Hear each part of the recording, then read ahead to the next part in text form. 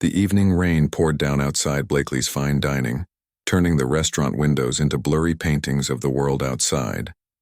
Inside, soft jazz played as the last few customers finished their meals. Terrell wiped down a table near the window, occasionally glancing at the clock. 30 minutes until closing time. His feet ached from the 8-hour shift, but he kept a polite smile ready for anyone who caught his eye. Terrell had been working at Blakely's for 3 years now. Not his dream job, but it paid the bills while he took night classes in business management. His co-workers liked him because he never complained about taking the difficult tables or staying late. Customers appreciated his genuine smile and attentive service.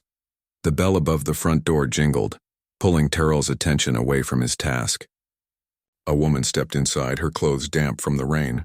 She looked to be in her mid-30s with curly hair pulled back in a loose ponytail. What caught Terrell's eye immediately was her very pregnant belly, which she cradled protectively with one hand while closing her umbrella with the other. "Table for one?" asked Diane, the hostess, approaching the woman with a menu. The woman hesitated, looking around the restaurant with uncertainty in her eyes. "Yes, please," she finally said, her voice soft. Diane led her to a small corner table in Terrell's section. He finished wiping down his current table before approaching the newcomer, who was studying the menu with unusual intensity. "Good evening, ma'am. Welcome to Blakely's. Can I start you off with something to drink?" Terrell asked, pulling out his notepad.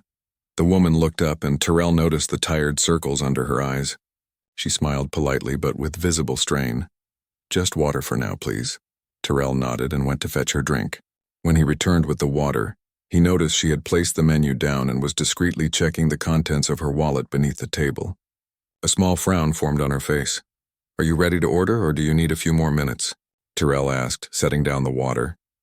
The woman bit her lip and glanced around the restaurant. Most of the other tables were finishing up their meals. The cheapest item on Blakely's menu was still $22, the house salad.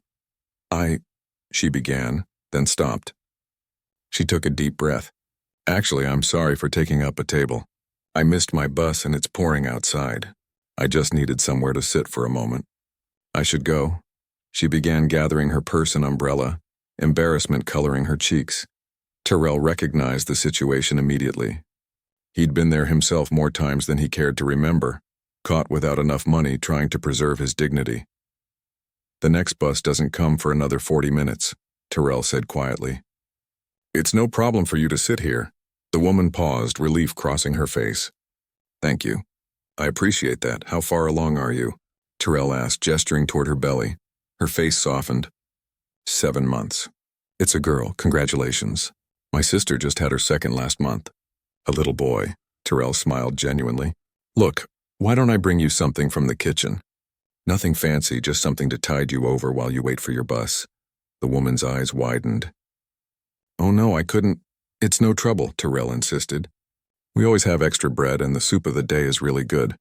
Potato leek. The chef makes too much anyway." She looked at him for a long moment, then nodded. "That's very kind of you. Thank you." Terrell headed back to the kitchen where his fellow waiter Luis was arranging desserts on a tray. "Got a late customer?" Luis asked. "Pregnant lady caught in the rain. Missed her bus," Terrell explained, grabbing a bowl and ladling soup into it. "She doesn't have enough for a meal, but I'm not about to let her sit there hungry." Luis glanced through the kitchen doors at the woman. "Peterson won't like that." Terrell shrugged. "What Peterson doesn't know won't hurt him." He added a generous piece of freshly baked bread to the plate along with some butter. After a moment's thought, he also added a small side salad with cranberries and walnuts. "If you get caught—" "I never saw anything," Luis said with a wink. Terrell carefully carried the food out to the woman's table. Her eyes widened at the spread. "I said just something small," she protested weakly, but her stomach growled loudly enough for both of them to hear. "Consider it practice for when my nephew visits next month," Terrell said with a smile. "Enjoy." He moved away to give her privacy, busying himself with his other tables.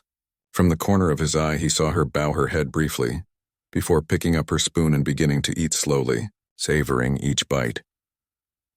Terrell checked on his other tables, refilling drinks and processing payments. The restaurant was nearly empty now, with only 2 other tables still occupied. The woman was halfway through her soup when Terrell felt a heavy hand on his shoulder.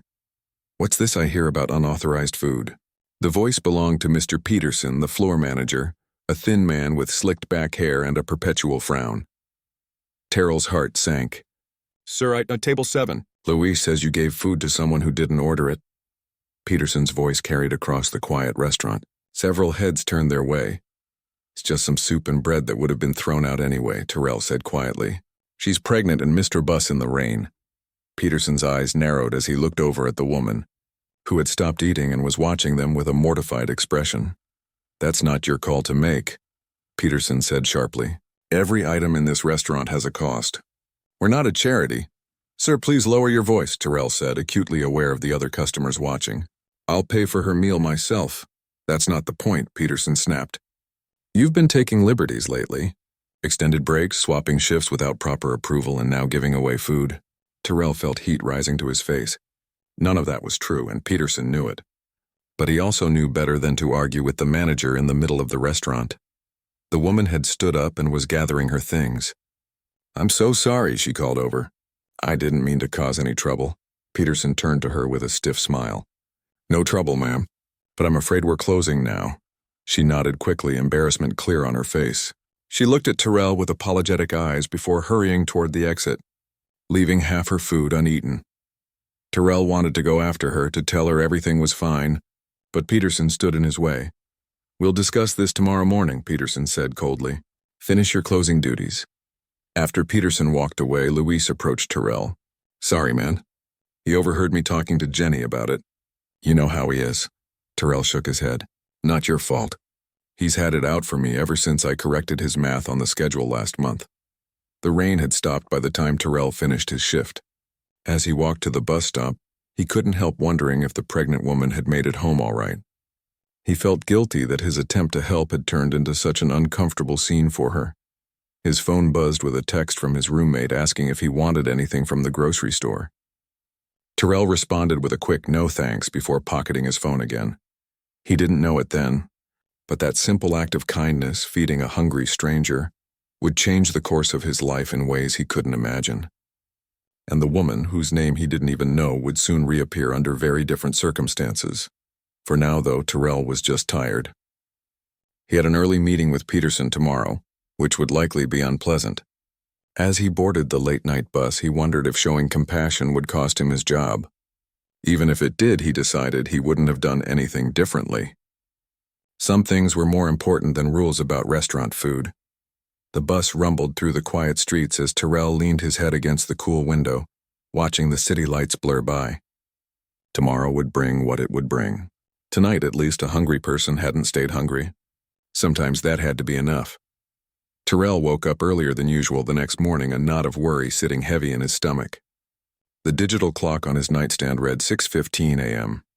His meeting with Peterson wasn't until 9 but sleep had abandoned him around 5.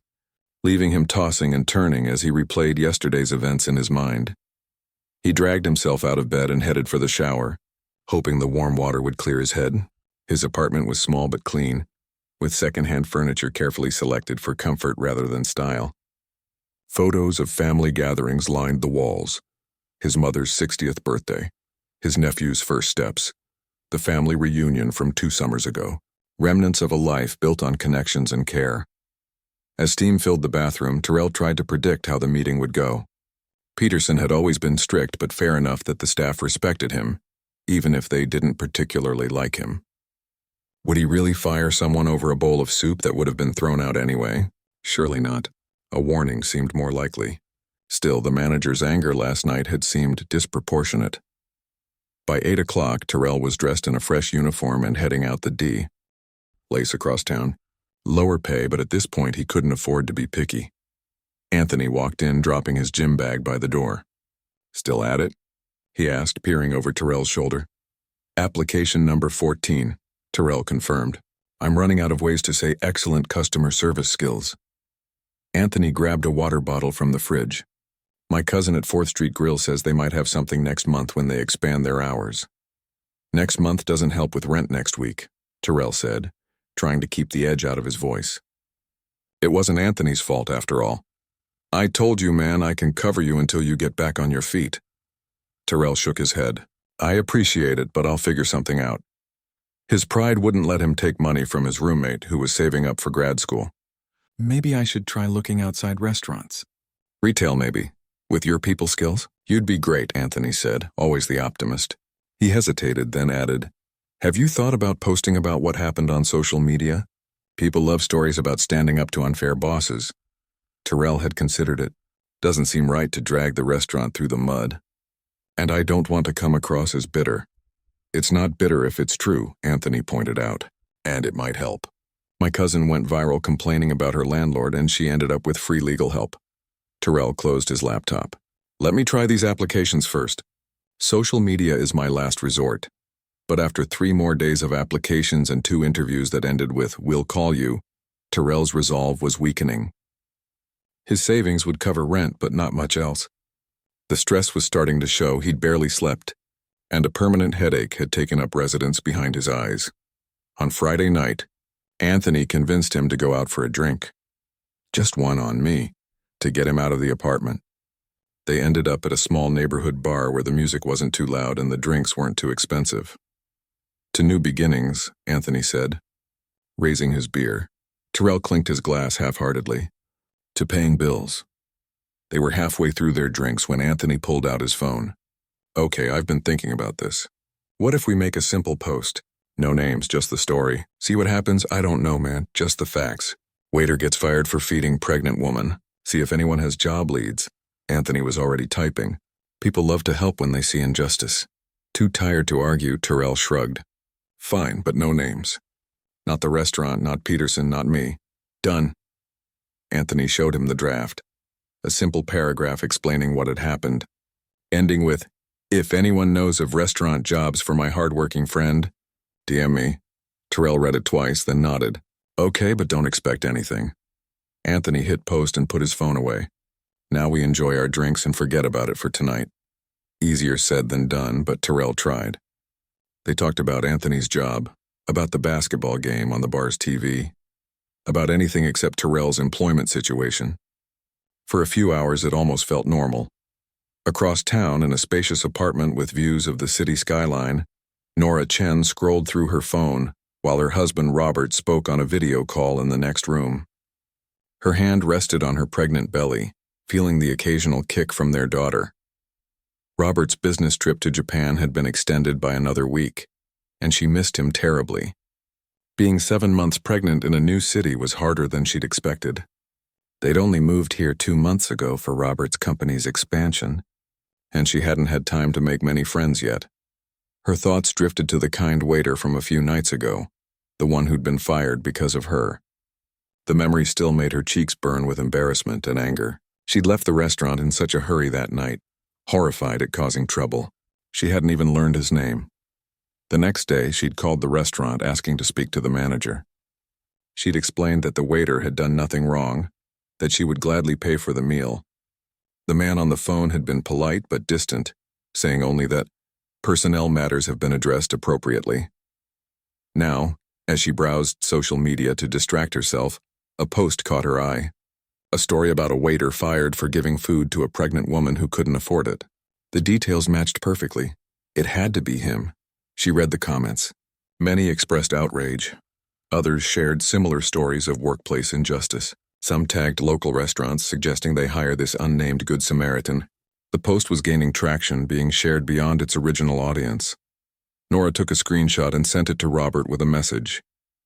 This is the waiter I told you about. The one who got fired because of me. Robert's response came quickly. Still in my meeting. We'll call you as soon as it's done. Don't worry, we'll fix this, Nora smiled. Her husband had a talent for fixing things. It was one of the many reasons she'd fallen in love with him. Where others saw problems, Robert saw opportunities. She clicked on the profile of the person who'd made the post, then sent a direct message. I think I'm the pregnant woman in your story. Can we talk? I want to help. Meanwhile, Terrell was waking up to unexpected notifications. Anthony's post had been shared hundreds of times overnight. His phone buzzed constantly with friends and former co-workers tagging him, asking if the story was about him, offering support. Luis had called twice already. Dude, that post about you is blowing up. Everyone at work knows it's you and they're all on your side. Even some of the regular customers are asking questions. Terrell felt a mix of emotions. embarrassment at being the center of attention, gratitude for the support, anxiety about how this might affect his job prospects. He'd spent days trying to keep a low profile, and now his story was all over local social media. His phone rang again. Anthony calling from the living room. "Before you get mad," Anthony said without preamble, "check your messages. Someone saying she's the pregnant woman just reached out. Says she wants to help." Terrell nearly dropped his phone. "What? How did she find you?" "The post, I guess. It's been shared a lot. She says her name is Nora Chen. Wants to talk to you." Terrell sat up in bed, fully awake now. "This is crazy. What does she want?" "Only one way to find out," Anthony replied. "I gave her your number. Hope that's okay." Before Terrell could respond, his phone buzzed with a text from an unknown number. "Hi, this is Nora Chen. I'm the woman from the restaurant. The one you helped. I can't tell you how sorry I am about what happened. Can we meet to talk? I think my husband and I might be able to help." Terrell stared at the message. "Husband, help? What was going on?" He typed back, "Hello, Miss Chen. No need to be sorry. Not your fault. What kind of help do you mean?" Her response came quickly. "My husband is Robert Chen of Horizon Restaurant Group. We'd like to discuss a job opportunity with you. Are you free for lunch today?" Terrell had heard of Horizon Restaurant Group. They own some of the most successful restaurants in the region. Was this some kind of joke? Another text came through. "I know this is unexpected, but what you did for me that night, it mattered. Please let us thank you properly." Terrell showed the messages to Anthony, who whistled low. "Horizon? That's big league, man. Their starting wages are like twice what Blakely's pays." "Could be a prank," Terrell said cautiously. "Only one way to find out," Anthony replied, echoing his earlier words. "What have you got to lose?" Terrell thought about it. Best case, this was a legitimate opportunity. Worst case, it was a weird prank and he'd waste a few hours. With no other prospects on the horizon, the decision wasn't difficult. He texted back, "I'd be happy to meet. Where and when?" As he waited for her response, Terrell felt something he hadn't felt in days. Hope. It was small and fragile, but it was there. Maybe, just maybe, doing the right thing would work out after all. What he didn't know yet was just how dramatically his life was about to change. Or that the luxury car mentioned in Anthony's social media post comments as a joke would soon become a reality. But that part of the story was still waiting to unfold. Terrell checked his reflection in the coffee shop window one last time. He'd worn his best button-down shirt, the light blue one he usually saved for job interviews, and dark jeans that were still new enough to hold their color. His hair was neatly trimmed, thanks to Anthony's roommate who was in barber school and needed practice models. The place Nora had chosen for their meeting was upscale but not intimidating, a local spot known for good coffee and better pastries. Terrell arrived 15 minutes early, too nervous to sit at home any longer. Now he stood outside watching people come and go, wondering if he'd recognize her when she arrived. A sleek black car pulled up to the curb. The driver, a man in a simple suit, got out and opened the rear door. Nora stepped out, her pregnant belly even more noticeable than Terrell remembered. She wore a simple dress and flat shoes, her hair pulled back in a loose bun. She smiled when she spotted him and waved. "Terrell, I'm Nora. Thank you so much for meeting me," she said, extending her hand. He shook it, surprised at how small her hand felt in his. "Nice to meet you." "Properly, Miss Chen. Please call me Nora," she said, gesturing toward the coffee shop. "Shall we?" Inside, they found a quiet table in the corner. A waiter took their orders. Herbal tea for Nora, coffee for Terrell. "I can't tell you how sorry I am about what happened," Nora began once they were alone. "I never meant to cause trouble." "You didn't cause anything," Terrell assured her. "Peterson, my manager, he was looking for a reason. If it hadn't been this, it would have been something else eventually. Still, losing your job because you showed kindness to a stranger." She shook her head. "It's not right," Terrell shrugged, trying to seem more casual about it than he felt. "It's been a tough week, not gonna lie, but I've got some leads on new positions." "About that," Nora said, leaning forward slightly. "My husband Robert wanted to be here today, but he's still overseas on business. He's very interested in speaking with you, though." "About what exactly?" Terrell asked cautiously. "A job opportunity," Nora replied. "Robert is the CEO of Horizon Restaurant Group. We own 15 restaurants across the region with 3 more opening next year." Terrell nodded slowly. I've heard of Horizon. High-end places, right? Some high-end, some casual. All focused on quality food and excellent service, she smiled. And people with good judgment and kind hearts. The waiter returned with their drinks, giving Terrell a moment to gather his thoughts. This all seemed too good to be true. Meeting with the wife of a restaurant group CEO. Job opportunities appearing out of nowhere. I appreciate the interest, he said after the waiter left. But why me? There are plenty of experienced servers out there. Nora stirred her tea thoughtfully.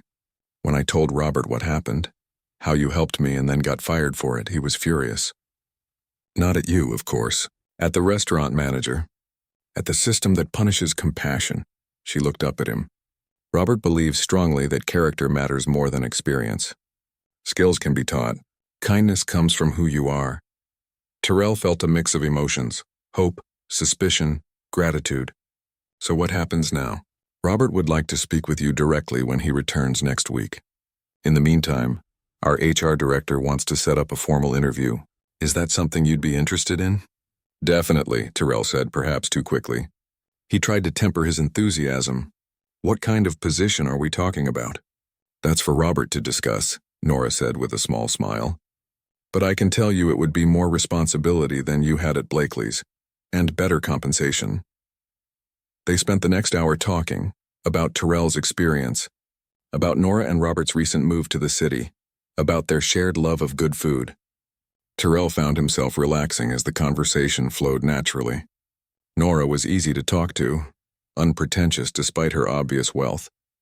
As they prepared to leave, Nora handed him a business card. Our HR director, Thomas, will call you tomorrow to schedule the interview. And Robert will be in touch when he returns. Thank you, Terrell said, carefully tucking the card into his wallet. For everything?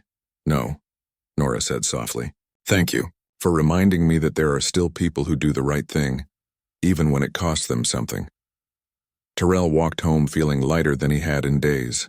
He wasn't naive enough to count on anything yet. Businesses made promises all the time. But for the first time since losing his job, he felt a glimmer of real hope. The next few days passed in a strange blur of waiting and preparing. True to Nora's word, Thomas from Horizon HR called to set up an interview for the following Monday. Terrell spent hours researching the company, learning about their restaurants, preparing answers to potential questions. You're overthinking this, Anthony told him on Sunday night as Terrell practiced responses in front of the bathroom mirror. They already want you. This is just a formality. You don't know that, Terrell countered. Maybe Nora was just being nice.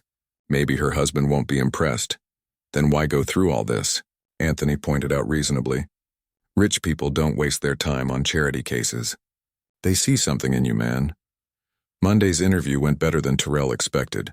Thomas, a friendly man with salt and pepper hair, seemed more interested in Terrell's approach to customer service than his technical skills. By the end, Thomas was nodding approvingly. Robert will be back on Thursday, he said as they wrapped up. He's very eager to meet you. In the meantime, can you email me your references? Just a formality. Terrell left the Horizon offices feeling cautiously optimistic.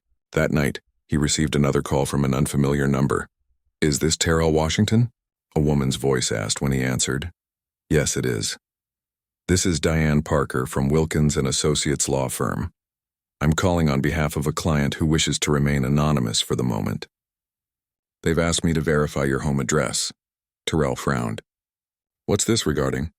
I'm afraid I can't disclose that information at this time, the lawyer replied smoothly.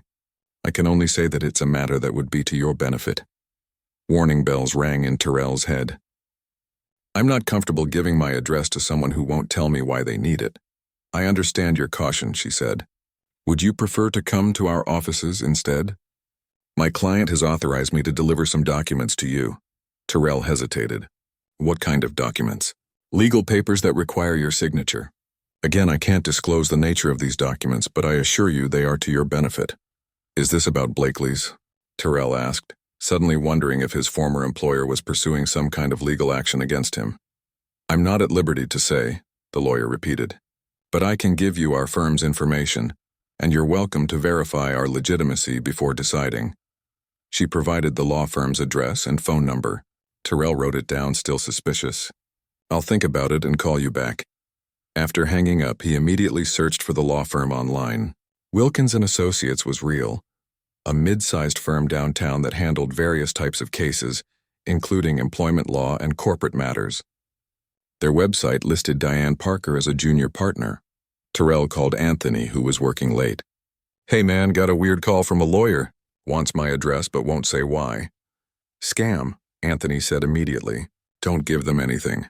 I checked. "The firm is legit." Anthony paused. "Could be related to Blakely's? Or maybe this Horizon thing?" Terrell hadn't considered that. "Maybe. She said it was to my benefit, whatever that means."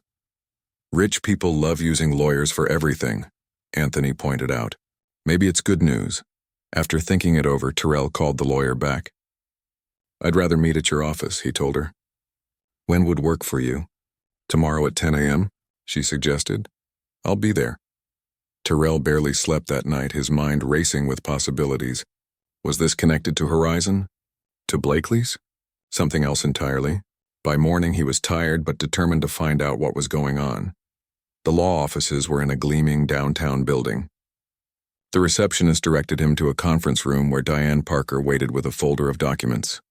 "Thank you for coming, Mr. Washington," she said, shaking his hand. "My client was quite insistent that these papers reach you promptly. And your client is—" Terrell tried again. She smiled slightly. "You'll know very soon. For now, I need you to sign these non-disclosure forms before we proceed." Terrell read the forms carefully. They weren't complicated. Standard confidentiality agreements saying he wouldn't discuss the contents of whatever was coming next.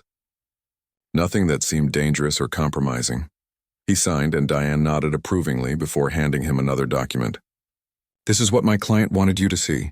Terrell read it twice, his eyes widening. "Is this for real?" "Completely legitimate," she confirmed. "My client would like to meet with you on Friday to discuss the details in person. I've been asked to get your home address so they can pick you up." This time Terrell gave his address without hesitation.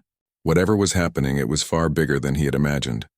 As he left the law office, clutching the folder with trembling hands, his phone buzzed with a text from Nora. "Robert just landed.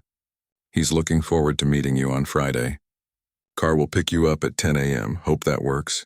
Terrell stared at his phone, then at the folder, making the connection. The lawyer, the documents, Nora's text, they were all connected. Something extraordinary was about to happen, and somehow he was at the center of it. For 3 more days he would wait, hardly daring to believe what seemed to be unfolding.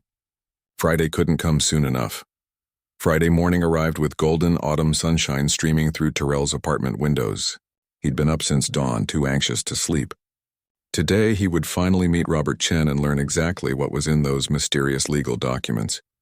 "You look like you're about to take a final exam," Anthony commented, watching Terrell straighten his tie for the 3rd time. "Relax, man. They already like you." "Easy for you to say," Terrell muttered. "You're not the one meeting a restaurant mogul." Anthony grinned. "True, but I'm the one who made that social media post, so technically you should thank me for all this." Despite his nerves, Terrell smiled. "Let's see how today goes before I start handing out thank you cards." At precisely 10 a.m., Terrell's phone buzzed with a text. "Your car has arrived." He took a deep breath, grabbed his jacket, and headed downstairs. What he saw made him stop in his tracks. Parked at the curb was not just any car, but a gleaming black Mercedes with tinted windows. The driver, dressed in a crisp uniform, stood by the rear door. "Mr. Washington?" the driver asked. Terrell nodded, suddenly speechless. "Mr. Chen is waiting for you, sir," the driver said, opening the door. Neighbors peered curiously from windows and porches as Terrell slid into the luxurious back seat. The interior smelled of leather and some subtle cologne. Sitting across from him was a man in his early 40s with kind eyes and an easy smile. "Terrell," the man said, extending his hand. "I'm Robert Chen. It's a pleasure to finally meet you." Terrell shook his hand. "Likewise, sir. Please call me Robert. And this is my wife, Nora. I believe you two have already met." Terrell hadn't noticed Nora sitting in the corner seat. She smiled warmly at him, her hand resting on her pregnant belly.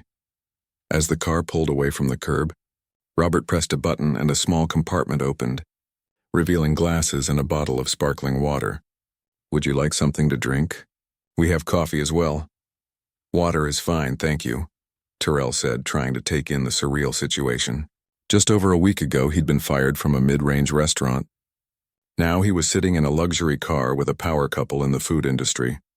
Robert poured 3 glasses of water, then settled back in his seat. Nora has told me all about your kindness at Blakely's. I want to thank you personally for taking care of my wife when she needed help. It was nothing really, Terrell said. Anyone would have done the same. Nora shook her head. But they didn't, you did. And you paid a price for it. Robert's expression darkened slightly. Yes, about that. The manager's behavior was completely unacceptable. Firing someone for basic human decency? That's not how the restaurant industry should operate. I've been meaning to ask, Terrell said hesitantly. Those legal documents I received yesterday? Robert smiled. Ah yes, I hope my lawyer didn't alarm you. I wanted those papers in your hands before our meeting today. They're quite something, Terrell said carefully, still not entirely sure if they were real. They're just the beginning, Robert replied. But I'm getting ahead of myself. First, I want to know more about you. Thomas from HR was very impressed after your interview. He says you have excellent instincts for customer service. For the next 20 minutes, as the car glided through city streets, Robert asked Terrell about his background, his education, his goals. Terrell found himself opening up about his night classes in business management, his dream of someday running his own restaurant. That's exactly the kind of ambition we look for, Robert said approvingly. People who see the big picture, who understand that restaurants are about more than just food.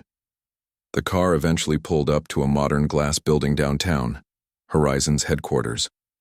Robert led Terrell and Nora into a private elevator that whisked them to the top floor. Before we discuss your future with us, Robert said as they entered a spacious conference room with city views, there's something I want to show you.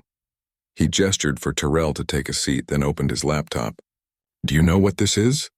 He turned the screen to show a legal document with Blakely's logo at the top. Terrell leaned forward to look closer.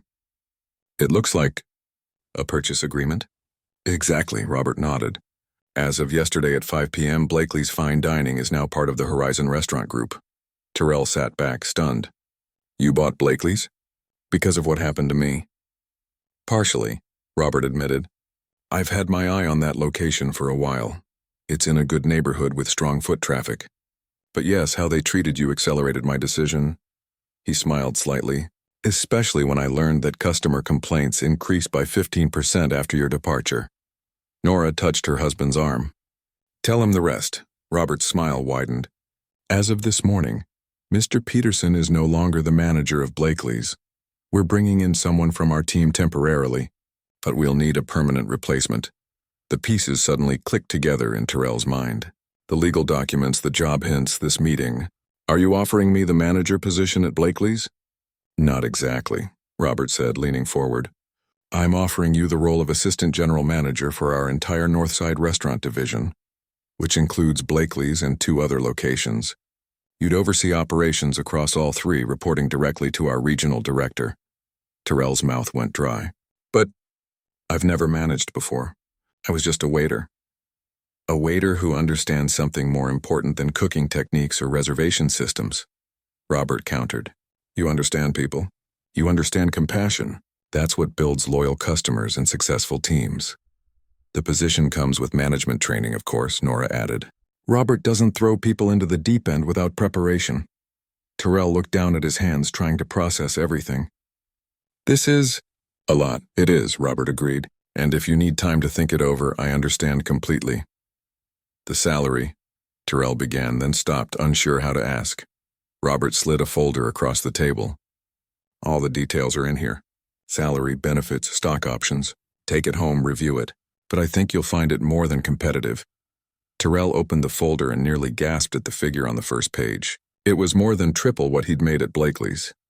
There's one more thing, Robert said, his tone becoming more serious. Those legal documents you received yesterday. They're a settlement agreement. Settlement? Terrell frowned. For what? Wrongful termination, Nora explained. Our lawyers reviewed what happened at Blakely's. Even though we now own the restaurant, the previous owner is still liable for actions taken under their management.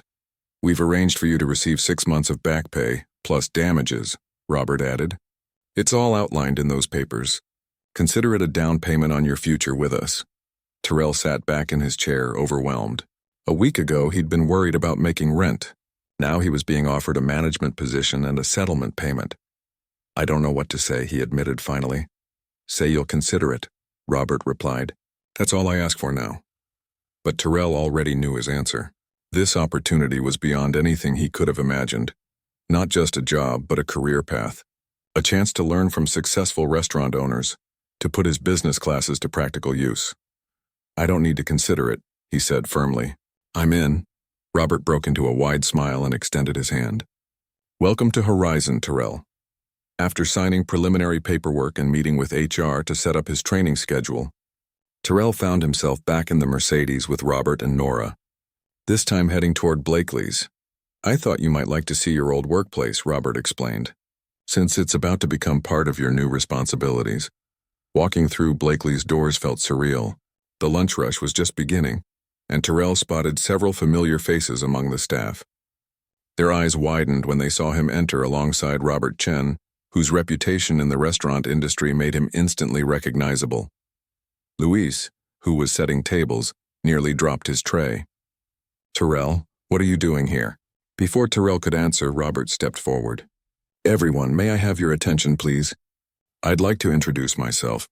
I'm Robert Chen, CEO of Horizon Restaurant Group, which now owns this establishment. And this, he placed a hand on Terrell's shoulder, is Terrell Washington, our new Assistant General Manager for the North Side Division. A stunned silence fell over the restaurant, followed by whispers and wide-eyed stares. Some of you already know Terrell, Robert continued, and you know he's a person of integrity. I'm counting on all of you to help make this transition smooth. As Robert spoke with the staff, explaining the ownership change and introducing the temporary manager, Luis pulled Terrell aside. Are you serious? You're our boss now? Terrell grinned. Life's weird sometimes, huh? But how? When? What happened? Remember that pregnant woman? The one I got fired over? Terrell nodded toward Nora, who was chatting with the hostess. Turns out her husband owns restaurants. Lots of them. Louis shook his head in amazement. Talk about karma. Later, as they prepared to leave, Terrell spotted Peterson clearing out his office looking shell-shocked. Their eyes met briefly across the restaurant. Terrell simply nodded at his former manager. No gloating, no harsh words. He had nothing to prove anymore. Outside, Robert handed Terrell a set of keys. For your company car, he explained, pointing to a sleek black vehicle parked behind the Mercedes. Not quite as fancy as mine, but it'll get you to and from our locations comfortably. Terrell stared at the luxury car, his car now, unable to find words.